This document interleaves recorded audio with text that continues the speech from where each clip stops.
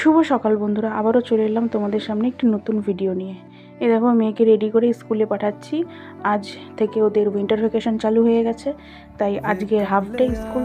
তাই আমার ইচ্ছা ছিল না একদমই পাঠানো, তাই ভাবলাম, মেয়ে বলছে না মা আমি স্কুল যাব, তো যাবে যখন তাই রেডি করে পাঠিয়ে দিলাম। আজ কিন্তু খুব কুয়াশা পড়ছিল, তো আজকে না সকাল সকাল আমি বাসি কাজ সেরে স্নানটা করে নিয়েছি, কারণ একটু বেলা হয়ে গেলে না আর স্নান করতে ইচ্ছা করে না, খুব অলস লাগে, ঠান্ডা লাগে। কালকে তো অনেক কাজ ছিল, যার জন্য স্নান করতে অনেক লেট হয়ে গেছিলো, একটু ঠান্ডাও লেগে গেছিলো। তাহলে ভেবেছি যে আজ সকাল সকালই স্নান করে নেব, রোদ্রুটা তো পরে উঠেই যায়। তো দেখো, এদিকে স্নান করে একটু চা বানিয়ে নিলাম, একটু চা খাবো রোদ্রে দাঁড়িয়ে দাঁড়িয়ে। তোমাদের দাদাভাইকে একটু চা দিলাম, আমি চা নিলাম, চা নিয়ে এখন খাচ্ছি একটু রোদ্রে দাঁড়িয়ে দাঁড়িয়ে খেয়ে তারপরে রান্নাঘরে চলে যাব।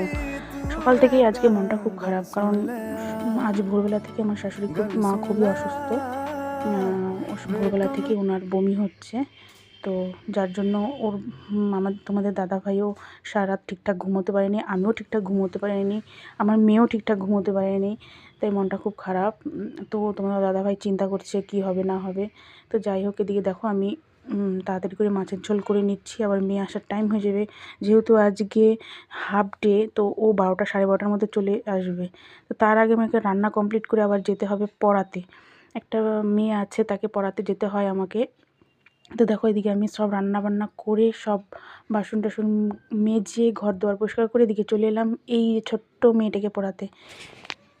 তার মাঝে আমি একটু স্টুডেন্টের মার সাথে কথা বলে নিলাম, আমাকে বুঝিয়ে দিল যে এটা পড়বে এটা পড়বে। তো আমি ওকে নিয়ে বসে পড়লাম পড়াতে, ওকে পড়িয়ে তারপরে বাড়ি যাব, মেয়ে আসবে, মেয়েকে খাওয়াবো। তো চলো টাটা, আজকের মতো এখানেই ব্লগটা শেষ করছি।